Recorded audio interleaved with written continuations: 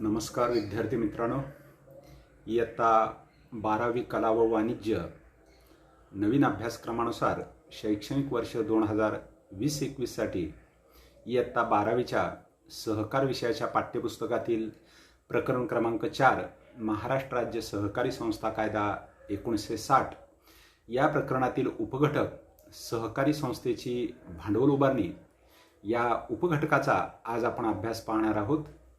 महाराष्ट्र राज्य सहकारी संस्था कायदा 1960 नुसार कलम 28 व 29 अंतर्गत सहकारी संस्थेच्या भांडवल उभारणीविषयी कायदेशीर तरतुदी स्पष्ट केलेल्या आहेत।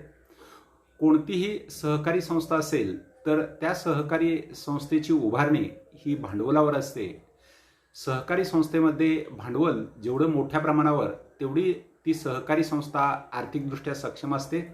अशा सहकारी संस्थेच्या भांडवल उभारणीचे जे मार्ग आहेत, भांडवल उभारणीची जी साधनं आहेत, याचा अभ्यास करत असताना प्रथम कोणताही व्यवसाय सुरू करायचा झाला तर त्या व्यवसायासाठी भांडवलाची आवश्यकता असते।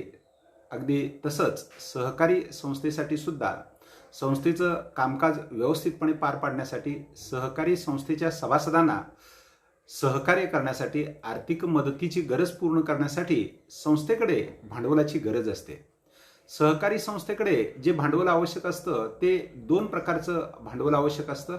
एक स्थिर स्वरूपाचं लागणारं भांडवल आणि दोन खेळते भांडवल, ज्याला आपण बदलते भांडवल असं म्हणू शकतो। सहकारी संस्थेची स्वतःची इमारत असेल, स्वतःची जागा असेल, संस्थेमधील असणारं फर्निचर असेल, अशा स्वरूपाचं जे स्थिर भांडवल आहे त्यासाठी सुद्धा सहकारी संस्थेला भांडवलाची गरज भासते। तर सभासदांच्या दैनंदिन गरजा पूर्ण करण्यासाठी सहकारी संस्थेला भांडवलाची आवश्यकता भासत असते।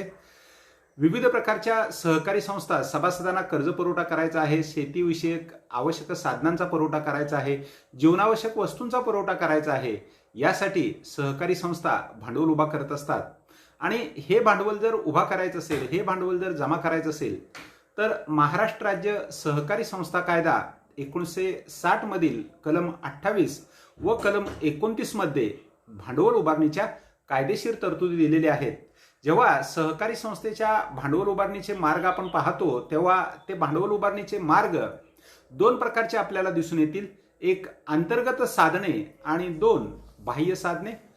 अंतर्गत साधने या अंतर्गत भांडवल जमा करत असताना फक्त सभासदांच्याकडून जे भांडवल जमा केलं जातं त्या सभासदांच्याकडून जमा केलेल्या भांडवलाला अंतर्गत साधनामध्ये समाविष्ट करण्यात येतं। तर सभासद सोडून सभासदांच्या शिवाय समाजातील इतर घटकाकडून, इतर बँकाकडून, इतर सहकारी संस्थांकडून गरजेनुसार संस्था जेव्हा भांडवल जमा करते तेव्हा त्या साधनांना बाह्य साधनामध्ये समाविष्ट केलं जातं। सहकारी संस्थेच्या अंतर्गत साधनामध्ये फक्त सभासद जेव्हा भांडवल जमा करत असतात तेव्हा भाग भांडवल, प्रवेश शुल्क, राखीव निधी आणि सभासदांच्या ठेवी ही प्रमुख 4 अंतर्गत साधनाचे मार्ग आहेत, हे आपण लक्षात घ्यायचं आहे। तर बाह्य साधनामध्ये बिगर सभासदांच्या ठेवी, कर्जे व अग्रिम, कर्ज रोख्याची विक्री, सरकारी अनुदान व मदत, देणग्या व बक्षिस ही बाह्य साधनाच्या अंतर्गत समाविष्ट होणारे घटक आहेत, हे आपण लक्षात घ्यायचं आहे। सहकारी संस्थेच्या भांडवल उभारणीच्या अंतर्गत साधनांचा अभ्यास करत असताना प्रथम अंतर्गत साधनं ही संकल्पना आपल्याला स्पष्ट होणं गरजेचं आहे। जेव्हा स्वतःजवळचं जे भांडवल असतं या स्वतःजवळच्या भांडवलाला अंतर्गत साधनामध्ये समाविष्ट केले जातं। सहकारी संस्थेचे सभासद हे संस्थेचे मालक असतात आणि अशा सभासदांनी संस्थेच्या उभारणीसाठी, संस्थेच्या प्रगतीसाठी, संस्थेच्या गरजा पूर्ण करण्यासाठी जी विविध प्रकारची रक्कम संस्थेकडे जमा केलेली असते, अशा संस्थेकडे जमा केलेल्या सर्व प्रकारच्या रकमांना अंतर्गत साधनामध्ये समाविष्ट करण्यात येतं।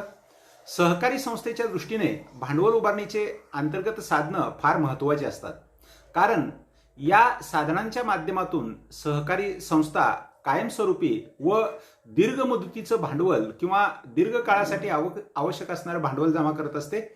अंतर्गत साधनाद्वारे भांडवल खूप मोठ्या प्रमाणावर जमवल्यास सहकारी संस्था ती आर्थिकदृष्ट्या सक्षम होते, सहकारी संस्था ती आर्थिकदृष्ट्या स्वावलंबी होते अशा सहकारी संस्थेला आर्थिक स्थैर्य सुद्धा प्राप्त होते, हे आपण लक्षात घ्यायचं आहे.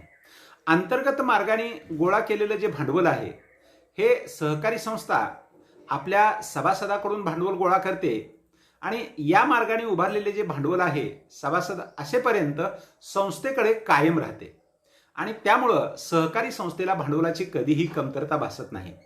असे भांडवल बाह्य साधनांच्या तुलनेत स्वस्त पडते, कारण या भांडवलाला सहकारी संस्थेकडून मोठ्या प्रमाणावर व्याज वगैरे द्यावं लागत नाही. संस्थेला ज्या वेळेला नफा होईल, संस्थेला ज्या वेळेला फायदा होईल, त्यातीलच काही रक्कम सभासदांना दिली जाते. भांडवल उभारणीची जी अंतर्गत साधनं आज आपण अभ्यासणार आहोत, भांडवल उभारणीचे जे अंतर्गत मार्ग आहेत ज्याचा अभ्यास आज आपण करणार आहोत, ती पुढील प्रमाणे आपल्याला सांगता येतील. त्यामधील क्रमांक 1चा घटक आपण सर्व विद्यार्थ्यांनी लक्षात घ्यायचा आहे. भागभांडवल. भागभांडवल हे सहकारी संस्थेच्या अंतर्गत भांडवल उभारणीपैकी एक प्रमुख वित्तीय साधन आहे, हे आपण लक्षात घ्यायचं आहे. सहकारी संस्था स्वतःच्या मालकीचं भांडवल जमा करण्यासाठी भागांची विक्री करते आणि भागांच्या विक्रीच्या रकमेच्या माध्यमातून जे भांडवल जमा होतं त्याला भाग भांडवल असं म्हटलं जातं. भाग भांडवल या शब्दांतर्गत भाग असा शब्द आहे, ज्याला आपण हिस्सा असं म्हणतो. सभासदांनी संस्थेकडे आपला हिस्सा, सभासदांनी संस्थेकडे आपला वाटा किंवा एकूण भागापैकी जो अंश दिलेला असतो त्याला आपण भाग भांडवल असं म्हटलं जातं. सहकारी संस्था जेव्हा भागाची विक्री करून भांडवल जमा करतात तेव्हा त्यास भाग भांडवल असे म्हटले जाते. व्यवसायाच्या दृष्टिकोनातून व्यवसाय लहान आहे, व्यवसाय मोठा आहे, यानुसार सहकारी संस्था भागाची रक्कम ठरवत असताना ती कमी किंवा जास्त ठरवत असतात. उदाहरणार्थ, शेतकऱ्यांची जर सहकारी संस्था असेल तर अशा शेतकऱ्यांच्या सहकारी संस्थेमध्ये भागाची दर्शनी किंमत 10 रुपये, 25 रुपये, 50 रुपये, 100 रुपये एवढीच असते. ती सहकारी संस्था शेतकऱ्यांनीच स्थापन केलेली असते. पण ज्या संस्थेला भांडवल जास्त असतं, उदाहरणार्थ सहकारी साखर कारखाना आहे, सहकारी तेलगिरणी आहे, अशा सहकारी संस्थांच्या भागाची दर्शनी किंमत 1000 रुपये, 2000 रुपये, 5000 रुपये अशी सुद्धा असते. सहकारी संस्था ज्या स्तरावर काम करत असते त्या पद्धतीनं भागाची रक्कम ठरवली जाते आणि या भागाची रक्कम किती असावी याची नोंद महाराष्ट्र राज्य सहकारी संस्था कायदा 1960 मधील कलम 28 नुसार उपविधीमध्ये त्याचा उल्लेख केला जातो. संस्थेच्या उपविधीत संस्थेने जास्तीत जास्त किती भांडवल जमा केलं पाहिजे याला अधिकृत भाग भांडवल असं म्हटलं जातं. याची नोंद उपविधीमध्ये करण्यात येते. भाग भांडवल हे संस्था अस्तित्वात असेपर्यंत राहते. कलम 28 नुसार एखाद्या सभासदाला सहकारी संस्थेचे जास्तीत जास्त 1/5 एवढे भाग खरेदी करता येतात किंवा 5 लाख यापैकी जी रक्कम कमी असेल तेवढ्या रकमेचे भाग सभासदाला खरेदी करण्याची कायद्यानुसार परवानगी प्राप्त झालेली आहे. राज्य सरकार, जिल्हा परिषद, पंचायत समिती जेव्हा सहकारी संस्थांना आर्थिक सहाय्य करण्यासाठी भाग खरेदी करतात त्यावेळेला या भाग धारण क्षमतेवर मर्यादा नाहीत, हेही आपण लक्षात घ्यायचं आहे. सभासद संस्थेचे मालक असतात. सहकारी संस्था सभासदांना भागाची विक्री करून भांडवल उभारणी करतात. भाग भांडवलाची विक्री सहकारी संस्थेच्या नियमांना अनुसरूनच केली जाते. नियमाच्या बाहेर जाऊन भाग भांडवलाची विक्री केली जात नाही. या माध्यमातून सहकारी संस्थेला जेवढं जास्त भांडवल जमा होईल तेवढी ती सहकारी संस्था आर्थिकदृष्ट्या सक्षम असेल, हे आपण विद्यार्थ्यांनी लक्षात घ्यायचं आहे. भांडवल उभारणीच्या अंतर्गत असणारा छोटा पण त्या माध्यमातून सुद्धा खूप मोठी रक्कम जमा होऊ शकते, याला प्रवेश शुल्क असं म्हटलं जातं. विद्यार्थी मित्रांनो, प्रवेश शुल्काची रक्कम काही ठिकाणी 5 रुपये, 10 रुपये, 25 रुपये याच्यापेक्षा जास्त नसते. या रकमेच्या माध्यमातून जे सभासद सहकारी संस्थेचे भाग खरेदी करत असतात अशा वेळेलाच संस्थेची प्रवेश शुल्काची रक्कम संस्थेकडे वर्ग करत असतात. या माध्यमातून जमा होणारी रक्कम जरी छोटी असली तरी सुद्धा खारीचा वाटा म्हणून प्रवेश शुल्काच्या माध्यमातून एक भांडवल सहकारी संस्थेकडे जमा होत असतं. सहकारी संस्था सभासदत्वाचा अर्ज भरून घेताना प्रवेश शुल्क आकारत असतात. प्रवेश शुल्काच्या माध्यमातून गोळा होणारी ही रक्कम अनेक वेळेला सहकारी संस्था राखीव निधीमध्ये वर्ग करतात. तेवढाच राखीव निधीतील असणारा भांडवलाचा हिस्सा वाढू शकतो. प्रवेश शुल्क सहकारी संस्थेच्या सभासदांना कधीच परत द्यावे लागत नाहीत. प्रवेश शुल्काच्या रकमेमुळे सहकारी संस्थेला बिनपरतीचे भांडवल मिळते, हेही आपण लक्षात घ्यायचं आहे. जेव्हा एखादी सहकारी संस्था भले ग्रामीण भागात असेल, पण त्या संस्थेचे सभासद जर जास्त असतील तर थेंबे थेंबे तळे साचे या उक्तीप्रमाणे सहकारी संस्थेमध्ये प्रवेश शुल्काच्या माध्यमातून सुद्धा चांगल्या पद्धतीनं निधी जमा होतो, हे आपण लक्षात घ्यायचं आहे. या निधीची कायदेशीर गुंतवणूक सहकारी संस्थेला करता येते, हेही आपण लक्षात घ्यायचं आहे.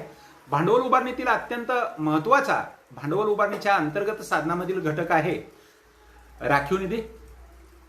प्रत्येक सहकारी संस्थेला दरवर्षी काही ना काही नफा होतो. या नफ्यातील 25% रक्कम 1/4 एवढी रक्कम राखीव निधीमध्ये सहकार कायद्यानुसार वर्ग करण्यात येते. महाराष्ट्र राज्य सहकारी संस्था कायदा 1960 मधील कलम 66 प्रमाणे राखीव निधीमध्ये किती रक्कम वर्ग करावी याची रीतसर कायदेशीर तरतूद करण्यात आलेली आहे. ज्या संस्थेत आपल्या व्यवहारापासून नफा मिळतो किंवा नफा मिळू शकतो, अशा प्रत्येक संस्थेला एक राखीव निधी ठेवला पाहिजे. राखीव निधी गरजेनुसार सोयीनुसार वेगवेगळ्या प्रकारचे निधी संस्था जमा करत असतात. राखीव निधीच्या प्रमाणात सहकारी संस्थेचे आर्थिक स्थैर्य अवलंबून असते. राखीव निधीमुळे सहकारी संस्था आर्थिकदृष्ट्या सक्षम असते, म्हणून राखीव निधीला सहकारी संस्थेची संरक्षक भिंत असे म्हणतात.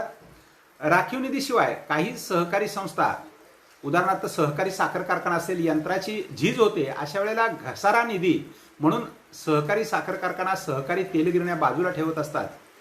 ज्या सहकारी संस्था पतपुरवठ्याचं काम करतात, कर्ज पुरवठ्याचं काम करतात, एखादा सभासद सहकारी संस्थेचे कर्ज वेळेवर फेडू शकत नाही, एखाद्या वेळेला एखादा सभासद कर्ज बुडवतो सुद्धा, अशा वेळेला संस्थेला तोटा होऊ नये, संस्थेला नुकसान होऊ नये, म्हणून ते नुकसान, तो तोटा भरून काढण्यासाठी बुडीत कर्ज निधी उभा करत असतात. विपणन सहकारी संस्था आहेत. या विपणन सहकारी संस्था किंमत चढ उतार निधी, बाजारातील तेजी मंदीनुसार शेतकऱ्याला फायदा, शेतकऱ्याला तोटा होऊ नये यासाठी खरेदी विक्री संस्था, विपणन सहकारी संस्था किंमत चढ उतार निधी जमा करत असतात. त्याबरोबरच लाभांश समीकरण निधी, शिक्षण निधी असा सुद्धा राखीव निधीचा वेगवेगळ्या प्रकाराची माहिती आपल्याला घेता येते.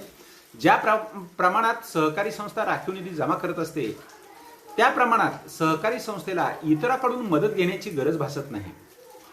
इतरांकडून जर आपल्याला कर्ज घ्यायचं असेल तर त्या कर्जावर जादा व्याज द्यावं लागतं. राखीव निधीत जर संस्थेनं जास्त जमा केला तर व्याज देण्याचा संबंध येत नाही, अनावश्यक खर्च टाळला जातो आणि सहकारी संस्था आर्थिकदृष्ट्या स्वावलंबी बनते, हे आपण लक्षात घ्यायचं आहे.